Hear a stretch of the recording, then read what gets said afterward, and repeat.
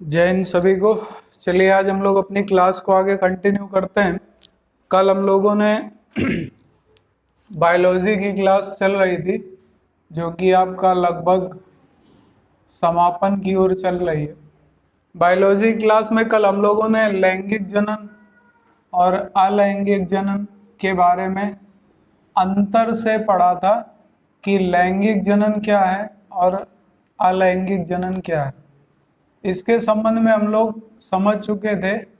अगर आप लोगों ने ना देखा हो तो पहले वो वीडियो देख लेना, इसके बाद ये वाला वीडियो देखना, तभी समझ में आएगा। क्योंकि अगर बेसिक उड़ गया तो फिर समझ में नहीं आएगा। तो आज हम लोग लैंगिक और अलैंगिक जनन के बारे में आगे क्लास को कंटिन्यू करते हैं। देखिए, कल लैंगिक जनन और अलैंगिक जनन के बारे में कुछ बातें आपने पढ़ी। जैसे अलैंगिक जनन वह जनन है जिसमें आपका जो भी संतानें जन्म लेंगी वो अपने जनक से यानी अपने पिता से ना तो जाति में भिन्न होंगी ना रंग में भिन्न होंगी, उनमें विभिन्नता नहीं पाई जाएगी। लेकिन जो लैंगिक जनन होगा इसमें संतानों में विभिन्नता पाई जाती है, नई जातियां विकसित होने की संभावना होती है। दूसरी बात यहाँ पर हम लोगों ने पढ़ी कि यहाँ पर अर्धसूत्री विभाजन की क्रिया होती है, जबकि लैंगिक जनन में आपके अर्धसूत्री विभाजन की क्रिया नहीं होती। तो ये सारी चीजें पढ़ चुके थे। यानी अलैंगिक जनन में अर्धसूत्री विभाजन नहीं होगा और लैंगिक जनन में होगा। तो ये सारी चीजें पढ़ने के बाद आज हम लोग इस टॉपिक को आगे कंटिन्यू करते हैं। अगला हम लोग पॉइंट लेते हैं कि वे कौन से पादप हैं जिनमें अलैंगिक जनन होता है। तो कई बार क्वेश्चन आपसे पेपर में पूछ लिया जाता है कि निम्न में से कौन सा पादप है जिसमें अलैंगिक जनन होता है। तो अलैंगिक जनन वाले पादपों को आज देखते हैं। सबसे पहला है, पादप भी देखेंगे और कुछ जैसे आपके बैक्टीरिया भी हमने बताए थे, बैक्टीरिया भी आपके इसी के अंतर्गत रखे गए थे, तो बैक्टीरिया को भी देखेंगे। या कुछ एक कोश की जीव है। जैसे अलैंगिक जनन किसमें पाया जाता है, तो सब कुछ कवर करते हुए पहला देखिए अमीबा। अमीबा एक कोशिकीय जीव है, इसके बारे में आप पढ़ चुके हैं। इसमें अलैंगिक जनन होता है। पैरामीशियम, पैरामीशियम में भी अलैंगिक जनन होता है। तीसरा आपका इसी में आप नोट कर सकते हो, जैसे आपका यूग्लिना, यूग्लिना। इसके बाद जीवाणु, जिसको आप लोग बैक्टीरिया भी बोलते हो। तो ये आपको याद रखना है, इनमें अलैंगिक जनन होता है। और इसमें अलैंगिक जनन किस आधार पर होता है, तो इसकी एक क्रिया होती है जिसे कहा जाता है द्विविखंडन। द्विविखंडन क्रिया के माध्यम से इसमें अलैंगिक जनन होता है। द्विविखंडन की क्रिया क्या होती है, इसमें जो जनक होता है, जैसे मान लीजिए उसका आकार ये है, तो वो बराबर दो भागों में बीच से डिवाइड हो जाएगा और यहाँ से एक नई जाति या यहाँ से आपका एक नया अमीबा या नया यूग्लिना या नया आपका जन्म ले लेगा। तो ये हो जाता है जनक और ये हो जाता है उसका क्लोन, यानी कि जिससे उस संतान का जन्म हुआ। तो ये द्विविखंडन होता है, इसमें दो बराबर भागों में डिवाइडेशन होता है। तो ये हो गया। दूसरा कौन सा होगा, एक बहुत आपका पिछली परीक्षा में भी बहुत ट्रेंड किया था, प्लाज्मोडियम। प्लाज्मोडियम में भी अलैंगिक जनन पाया जाता है। प्लाज्मोडियम के बारे में आप लोग सारी चीजें जानते हो। इसमें कौन सी क्रिया होती है, तो इसमें बहुविखंडन की क्रिया होती है। बहुविखंडन की क्रिया के द्वारा, यानी कई छोटे छोटे भागों में ये डिवाइड हो जाता है, जिसके माध्यम से ये अलैंगिक जनन करता है। तीसरे की बात अगर करें तो तीसरा आप लोग इसमें नोट कर सकते हो, इसको हम लोग अभी पढ़ चुके थे, यीस्ट, या जिसको आप खमीर के नाम से भी जानते हैं। इसमें भी द्विविखंडन, इसमें भी यीस्ट के साथ आप चाहो तो हाइड्रा भी लिख सकते हो। हाइड्रा में भी आपकी अलैंगिक जनन की क्रिया होती है। और इसमें जो होता है वो किसके द्वारा होता है, तो इसमें मुकुलन के द्वारा होता है। मुकुलन, मुकुलन की एक क्रिया होती है, मुकुलन की क्रिया द्वारा जनन होता है। लेकिन आपको ये याद रखना है कि किनमें अलैंगिक जनन होता है, तो ये पॉइंट याद रखिएगा। हाइड्रा के बारे में पूछा जाता है कि कौन सा एक कोशिकीय जीव है जिसकी पुनर्जनन क्षमता अनंत होती है, यानी असीमित होती है, तो वो हाइड्रा है। हाइड्रा की जो पुनर्जनन क्षमता होती है ये अनंत होती है। तो ये भी याद रखिएगा, हाइड्रा की पुनर्जनन क्षमता अनंत होती, इसकी कोई सीमा नहीं होती, ये याद रखना है। इसके बाद अगर चौथी बात करें कि चौथा कौन सा होगा, तो जैसे आप स्पंज लिख सकते हो, स्पंज में भी अलैंगिक जनन होता है। इसके बाद अगर बात करें तो आप कवक लिख सकते हो, कवक में भी अलैंगिक जनन होता है, कवक यानी फंगस, इसमें भी अलैंगिक जनन होता है। स्पंज की अगर बात करें तो इसमें जेम्यूल द्वारा, जेम्यूल क्रिया होती है, एक जेम्यूल क्रिया के द्वारा अलैंगिक जनन होता है। इसकी बात करें तो इसमें बीजाणु द्वारा, बीजाणु, बीजाणु कैसे होंगे, चल बीजाणु, एक जगह से दूसरी जगह बीजाणु जाएंगे, उसी के माध्यम से ये जनन करेगा। तो ये पॉइंट आपको याद रखने हैं। इसके बाद आपका एक जीव आप जैसे नोट कर सकते हो, प्लेनेरिया, प्लेनेरिया, प्लेनेरिया में भी अलैंगिक जनन होता है। इसके बाद आप यहीं पर नोट कर सकते हो, तारा मछली, स्टार फिश, तारा मछली, इसमें भी आपका अलैंगिक जनन पाया जाता है। तो ये पॉइंट आपको दिमाग में रखने होंगे। इसके बाद अब अगली बात करें कि कुछ ऐसे पादप हैं जिनमें अलैंगिक जनन पाया जाता है, या अलैंगिक जनन का ही एक दूसरा प्रकार है, उसको हम लोग देखते हैं। अलैंगिक जनन का मतलब है जिसमें जनन के लिए लिंग की आवश्यकता ना हो। तो अलैंगिक जनन का ही एक दूसरा प्रकार है जिसको आप बोलते हैं कायिक प्रवर्धन, इसी का एक प्रकार है जिसको बोलते हैं कायिक प्रवर्धन।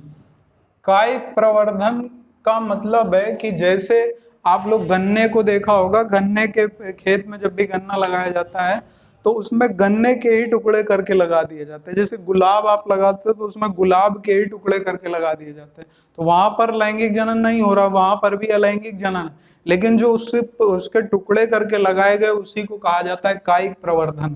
तो कायिक प्रवर्धन भी एक अलैंगिक का ही प्रकार है, ये याद रखिएगा, कायिक प्रवर्धन। इसे इंग्लिश में कहा जाता है वेजिटेटिव प्रोपगेशन, वेजिटेटिव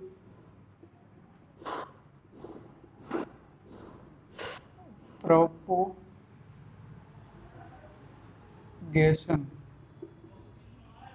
तो इसको नोट कर लीजिएगा, कायिक प्रवर्धन। अब कायिक प्रवर्धन के बारे में, इसके बारे में ये कहा जाता है कि जिसमें कायिक प्रवर्धन की अगर डेफिनेशन लिखना चाहते हैं तो लिख लीजिएगा, जिसमें जड़, तना, पत्ती या कोई भाग जनन का कार्य करता है, जिसमें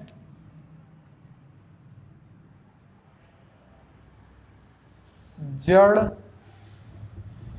तना, पत्ती या पौधे का कोई भाग जनन का कार्य करता है,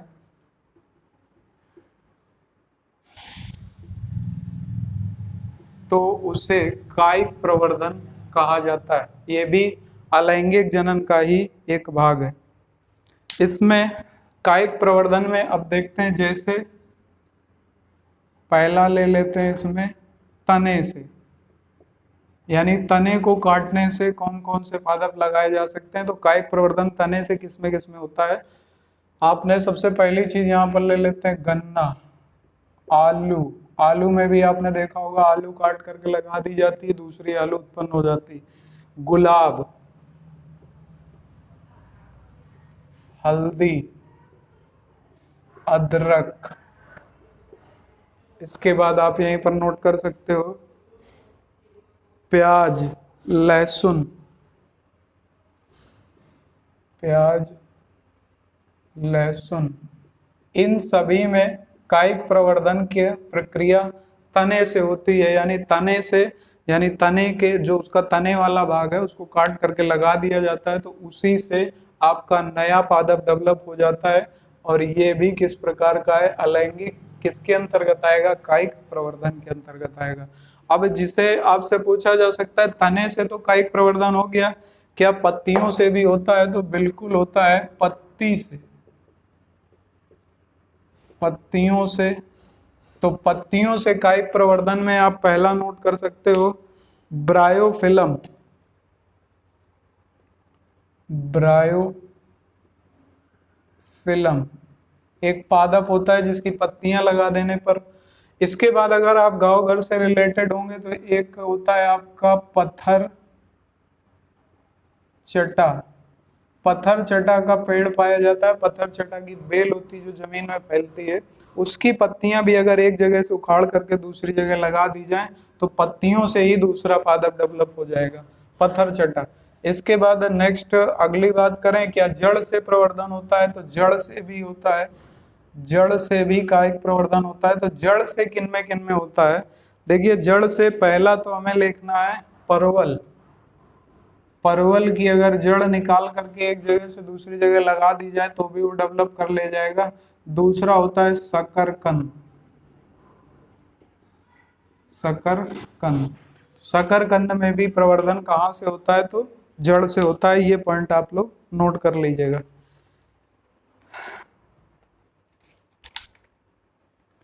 अब यहां तक उम्मीद है किसी को कोई दिक्कत ना हुई हो।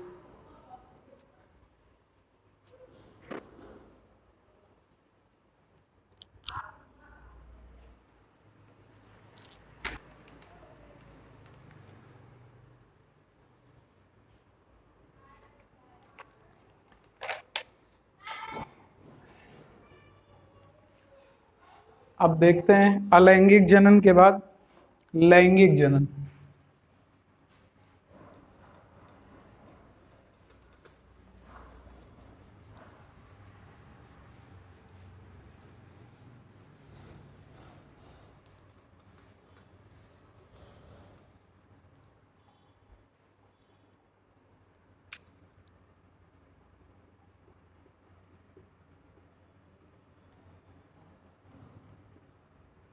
लैंगिक जनन, तो ये हम लोग का अगला टॉपिक है लैंगिक जनन। अब ये देखना होगा कि लैंगिक जनन किन में पाया जाता है। तो जितने भी पुष्प वाले पादप हैं जिनमें पुष्प पाए जाते हैं उन सब में लैंगिक जनन होता है। तो कोष्टक में लिख लीजिएगा, पुष्पीय पादपों में पाया जाता है। यानी लैंगिक जनन की जो क्रिया होगी इसके लिए ये अनिवार्य होगा कि इसमें फूल का होना अनिवार्य है। लेकिन ये जरूरी नहीं है कि सभी फूल वाले पौधों में लैंगिक जनन होगा, लेकिन लैंगिक जनन जहां पर भी होगा वहां पर फूल का होना अनिवार्य। तो इसको नोट कर लीजिएगा, लैंगिक जनन पुष्पीय पादपों में पाया जाता है। अब हम लोग देखते हैं कि पादप का लैंगिक, एक क्वेश्चन आपसे कभी अगर पूछ लिया जाए कि पादप का लैंगिक जननांग है, पादप का लैंगिक जननांग कौन सा होता है? तो याद रखिएगा, पादप का जो लैंगिक जननांग है वो पुष्प, इसी के माध्यम से वो लैंगिक जनन करता है। अब हम लोग देखेंगे पूरी प्रक्रिया इसकी, समझेंगे कैसे कैसे कहाँ कहाँ से क्या क्या क्वेश्चन बनते हैं। जैसे थोड़ी देर के लिए हम लोग मान लेते हैं कि ये कोई एक पेड़ की शाखा है, ये पेड़ की शाखा है, इसी से आपका इस तरीके से एक जिसको बोलते हैं हम लोग डंडी, इसको साइंस में पुष्प व्रंत कहा जाता है, पुष्प व्रंत। इसके ऊपर जब आप बढ़ोगे तो इसके ऊपर आपको एक कटोरी नुमा संरचना दिखाई देगी जिसके ऊपर पुष्प स्टेबल होता है इस तरीके से। इसी के जस्ट बाद यहाँ पर इस तरीके से आपको ये संरचना दिखाई देगी। इसे बोलते हैं पुष्प का आसन, यानी पुष्पासन कहा जाता है इसको, पुष्पासन। ये पुष्प व्रंत है, इसके ऊपर जो पहला ये कटोरी नुमा भाग है इसको बोला जाता है पुष्पासन। अब इसके बाद अगर आप आगे बढ़ोगे तो इसके बाद जैसे ही आप देखोगे तो इसके किनारे की ओर पर ग्रीन कलर की इस तरीके से, ग्रीन कलर की पत्तियां होती हैं, यानी हरे रंग की पत्तियां होती हैं जो इसको पीछे से सहारा दे रही होती हैं। इन ग्रीन कलर की पत्तियों को क्या कहा जाता है? तो इनको कहा जाता है वाह्य दल। इनको कहा जाता है वाह्य दल। ये पुष्प का वाह्य दल होता है। तो ये हरे रंग की होती है, याद रखिएगा, हरे रंग। तो इसको बोलते हैं वाह्य दल। अब यहां से जब आप आगे बढ़ोगे तो आगे बढ़ते समय आपको इस तरीके से पंखुड़ियां कलर्ड वाली दिखाई देना शुरू हो जाएंगी। इस तरीके से यहां से ये आपका फूल स्टार्ट होता है। इसको वाह्य दल बोलते हैं हरे वाले को, और इसको बोलते हैं दल। ये पुष्प का मुख्य दल होता है, ये वाह्य दल होता है, या इसको आंतरिक दल भी बोल सकते हैं, जो पुष्प का मूल भाग है। ये कलर्ड होता है, जिस रंग का भी फूल होगा उसी रंग का ये होगा। तो ये आपका कलर्ड होता है। इसके बाद आगे बढ़ेंगे तो आगे आप देखोगे कि हर पुष्प में आपको दो संरचनाएं इस तरीके की दिखाई देंगी।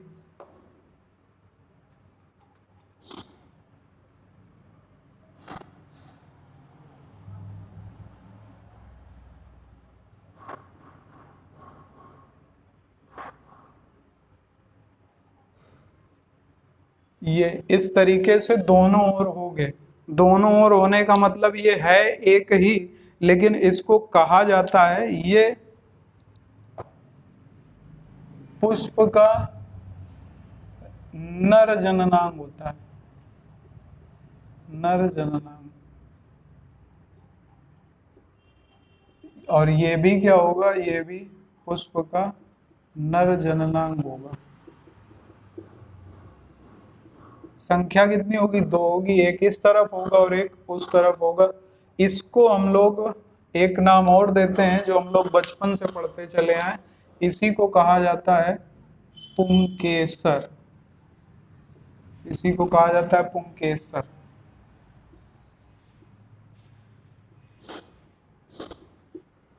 तो नोट कर लीजिएगा, थोड़ा सा हम स्पेस बनाएंगे।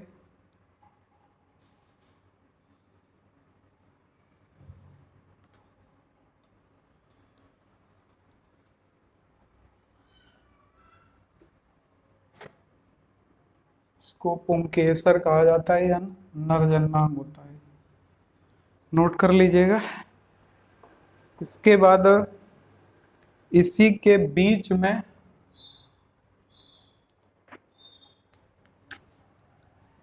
इस तरीके से एक संरचना पाई जाती है।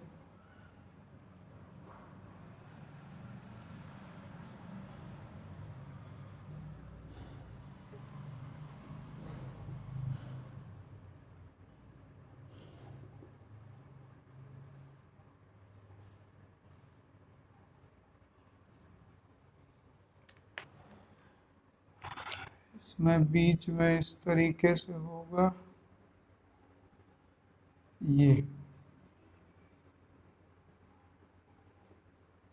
ये आपका इस तरीके से जो बीच में भाग आपको इस तरीके का दिखता है, इसे मादा जननांग भी कहा जाता है। इसे मादा जननांग कहा जाता है। इसको एक नाम और दिया जाता है, इसे स्त्री केसर भी बोलते हैं, जो हम लोग बचपन से पढ़ते चले आ रहे हैं, पुंकेसर और स्त्री केसर। तो ये आपका जो दूसरा भाग है बीच वाला, इसको बोलते हैं मादा जननांग या स्त्री केसर। अगल बगल जो दो भाग होते हैं इनको बोलते हैं पुंकेसर या यही नरजन्नांग होते हैं। तो सिंपल सा एक क्वेश्चन आपसे पूछा जा सकता है कि पुंकेसर है एक नरजन्नांग, स्त्री जन्नांग, उभयलिंगी या इस तरीके से। तो याद रखिएगा कि पुंकेसर नरजन्नांग है, जबकि स्त्री केसर आपका मादा जन्नांग है पादप का। अब इससे और क्या क्या क्वेश्चन पूछे जाते हैं तो अब जरा उसके बारे में भी देख लेते हैं। ये जो आपका मुख्य भाग है मादा जन्नांग वाला, ये आपका कीटों को आकर्षित करता है, इसका मुख्य कार्य है कीटों को आकर्षित करना, ये कीटों को आकर्षित करता है। इसी कारण आप देखते होंगे जैसे भंवरे हैं या मधुमक्खी हैं, मकरंद लेने के लिए आते हैं तो मकरंद का भाग आपका यहीं पर पाया जाता है। इसी के बारे में आपसे क्वेश्चन बनता है कि एक पुष्प से दूसरे पुष्प पे भंवरे जाते हैं तो आप किसके कारण, तो मकरंद के कारण। मधुमक्खियां मकरंद से ही शहद का निर्माण करती हैं। तो यहाँ से ये नोट कर लीजिएगा। अब हम लोग देखते हैं इससे और क्या क्या क्वेश्चन प्राप्त, यानी क्वेश्चन क्या क्या पूछे जाते हैं। क्वेश्चन वाह्य दलपुंज से एक बार पूछा गया कि इसका कार्य क्या है, तो इसका कार्य होता है पुष्प को सुरक्षा प्रदान करना। पुष्प को बाह्य सुरक्षा प्रदान करना। ये क्या करता है पुष्पासन, ये पुष्प को आधार देता है, आधार प्रदान करता है। तो ये पॉइंट याद रखिएगा कि ये क्या करेगा, तो ये आधार देगा। अब जैसे क्वेश्चन क्या क्या बनेंगे, ऐसे पुष्प जिनमें मेल तथा फीमेल दोनों अंग हो उन्हें क्या कहा जाएगा। क्वेश्चन पे बहुत ध्यान रखिएगा। ऐसे पुष्प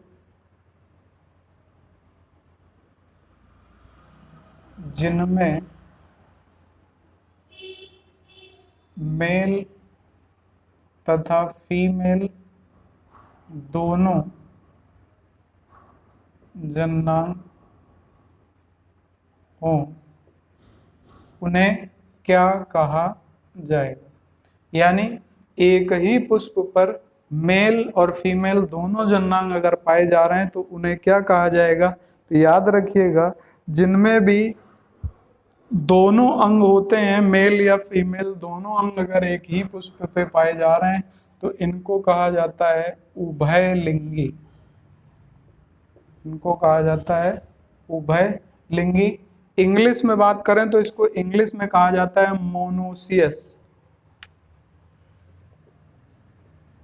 मोनोसियस इसको इंग्लिश में कहा जाता है। अब बात आती है कि जैसे आपसे क्वेश्चन पूछा जा सकता है कि ऐसे पुष्प जिनमें केवल, ऐसे पुष्प जिनमें केवल नर या केवल मादा जननांग हो उन्हें क्या कहा जाएगा। ऐसे पुष्प जिनमें केवल या तो नर जननांग पाया जाए या केवल मादा जननांग पाया जाए तो उन्हें क्या कहा जाएगा, उन्हें कहा जाता है एक लिंगी। एक लिंगी। उभयलिंगी का मतलब दोनों और एक लिंगी का मतलब एक ही पाया जाएगा। इसको क्या कहते हैं इंग्लिश में, इसको इंग्लिश में कहा जाता है डाइसियस। इसको इंग्लिश में डाइसियस कहा जाता है। तो ये भी नोट कर लीजिएगा कि इन्हें क्या कहा जाएगा, डाइसियस, और इन्हें क्या कहा जाएगा, तो इन्हें कहा जाता है मोनोसियस। अब इनके उदाहरण की बात करें कि वे कौन से पादप हैं जो उभयलिंगी हैं। इसका क्वेश्चन बहुत आता है आपकी रेलवे जैसी परीक्षाओं में, या आपका सीटेट यूपीटेट जैसी परीक्षाओं में कई बार पूछ ले। एसएससी ने भी पूछा है इसको, एसएससी भी पूछ चुका है। तो ये काफी बार क्वेश्चन पूछा गया कि उन पादपों के उदाहरण बताइए, या निम्न में से कौन सा पादप ऐसा है जो उभयलिंगी नहीं है, या निम्न में से कौन सा पादप उभयलिंगी है। उभयलिंगी का अर्थ क्या हो जाएगा, जिसमें मेल और फीमेल दोनों एक ही पुष्प पर पाए जाए। तो अब देखते हैं इसके उदाहरण क्या है। तो उदाहरण में सबसे पहला तो एक ग्रुप याद रखिएगा, ये एक उभयलिंगी ग्रुप होता है जिसे हम लोग ग्रुप को बोलते हैं कुकुरबिटेसी। कुकुरबिटेसी।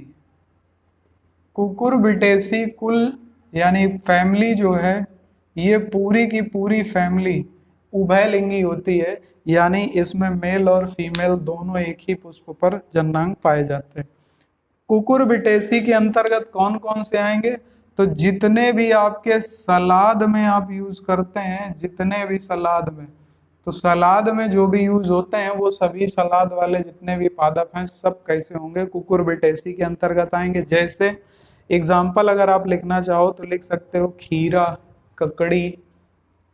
एग्जाम्पल हम यहाँ लिखे दे रहे हैं, खीरा, ककड़ी, सरसों भी इसी में आता है, गुड़हल भी इसी में आता है, गुड़हल। ये आपके कुकुरबिटेसी कुल के अंतर्गत आते हैं और ये सभी किस प्रकार के होते हैं, तो ये सभी आपके उभयलिंगी होते हैं। नारियल भी आप लिख सकते हो, नारियल, नारियल भी इसी के अंतर्गत आता है। तो याद रखना है कि ये सभी आपके कुकुरबिटेसी कुल के भी हैं और ये उभयलिंगी भी हैं। यहाँ से ये पॉइंट याद रखना। इसके बाद अगली बात करें, एक लिंगी के उदाहरण क्या क्या होंगे। तो इसके उदाहरण की बात करें तो इसके अंतर्गत आपको याद रखना है, एक लिंगी पादप मुख्य रूप से वे हैं जिनमें मेल या फीमेल कोई एक लिंगी पाया जाए। तो इसके अंतर्गत आप सबसे पहला नोट कर सकते हो तरबूज, तरबूज, तरबूज आपका एक लिंगी होता है। इसके बाद आप जैसे नोट कर सकते हो खजूर, खजूर। इसके बाद पपीता, पपीता भी आपका एक लिंगी पादप है। बहुत बार आप सबने एक पपीते के संबंध में बात सुनी होगी कि जहाँ कहीं पर भी पपीते के पेड़ लगे होते हैं, अगर वहां पर एक पपीता लगा हुआ है यानी एक पपीते का पेड़ लगा हुआ है, तो उसमें आप लोगों ने देखा होगा कि एक पपीते के पेड़ में कभी भी फल नहीं लगते जब तक कि उस जगह दूसरा पेड़ यानी दूसरा भी पपीते का पेड़ ना लगाया जाए। तो इसका कारण यही होता है क्योंकि ये एक लिंगी होता है। तो यहाँ से हम लोगों को ये याद रखना होगा। तो ये नोट कर लीजिएगा जल्दी से आप लोग।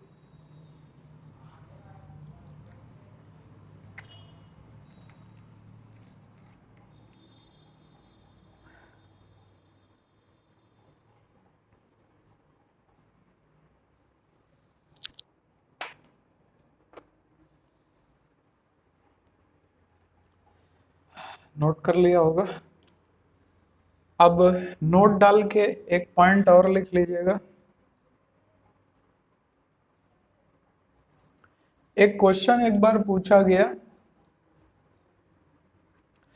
कि पुंकेसर या पुष्प के नर जननांग के समूह को क्या कहा जाता है। नोट कर लीजिएगा, पुंकेसर के समूह को क्या कहा जाता है। तो पुंकेसर के समूह को पुमंग कहा जाता है, पुंकेसरों के समूह को पुमंग कहा जाता है। दूसरा अगर बात करें तो अगर आपसे पूछा जाए स्त्री केसर के समूह को क्या कहा जाता है, तो इन्हें जायांग कहा जाता है, पुमंग और जायांग। स्त्री केसर का अगर ग्रुप है तो वो जायांग कहा जाएगा, अगर पुंकेसर का ग्रुप है तो वो पुमंग कहा जाएगा। नोट कर लीजिएगा जल्दी से।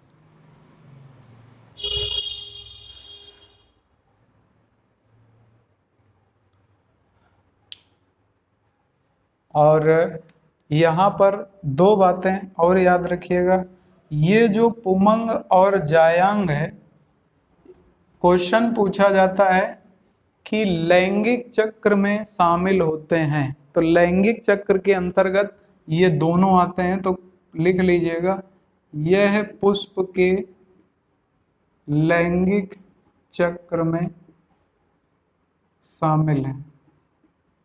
यानी लैंगिक चक्र में अगर आपसे क्वेश्चन पूछा जाए कि निम्न में से कौन सा पुष्प का लैंगिक चक्र में शामिल भाग है, तो पुमंग और जायांग। ये याद रखिएगा, लैंगिक चक्र में शामिल भाग पुमंग और जायांग। अगर आपसे कभी क्वेश्चन पूछ लिया जाए कि सहायक चक्र किसे कहा जाता है, पुष्प का सहायक चक्र किसे कहते हैं, तो यहाँ पर अभी हमने आपको बताया थोड़ी देर पहले, दल और बाह्य दल। ये जो दल और बाह्य दल वाला भाग है इसे पुष्प का सहायक चक्र कहा जाता है। तो क्वेश्चन पूछा जाए कि पुष्प का सहायक चक्र में कौन कौन शामिल है, तो एक दल और दूसरा बाह्य दल। अगर पूछा जाए कि लैंगिक चक्र में कौन कौन शामिल है, तो एक है पुमंग और दूसरा है जायंट। ये आपके लैंगिक चक्र होते हैं और ये आपका सहायक चक्र होता है, नोट कर लीजिएगा।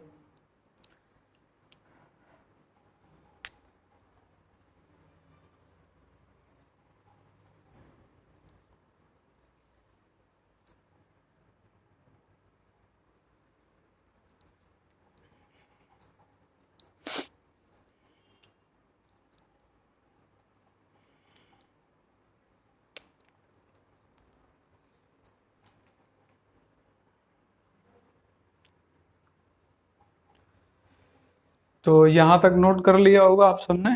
इसके आगे हम लोग कल मिलेंगे। कल की वीडियो क्लास आपकी लगभग लगभग हम कल खत्म कर देंगे आपका। तो कल का वीडियो सेकंड लास्ट होगा, हो सकता है एक वीडियो और आए उसके बाद।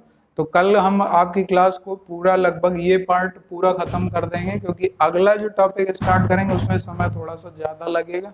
इसलिए कल आपकी क्लास बायो की लगभग लगभग 90% खत्म हो जाएगी। एक वीडियो उसके बाद और आएगा, यानी कल का सेकंड लास्ट होगा। तो इसके बाद आपकी बायोलॉजी पूरी तरीके से खत्म होगी। फिर हम लोग प्रैक्टिस स्टार्ट करेंगे और कोशिश पूरी करेंगे कि मंडे से आपकी फिजिक्स भी स्टार्ट कर दें। तो जितने भी वीडियो हों वो सब आप लोग पढ़ डालिएगा जल्दी जल्दी। इसके बाद प्रैक्टिस स्टार्ट करी जाए। तो कल मिलते हैं नेक्स्ट वीडियो पे। आज थोड़ा सा हमें जाना भी है काम से, तो कल मुलाकात होगी नेक्स्ट वीडियो में। तब तक के लिए सभी को जय हिंद, वंदे मातरम।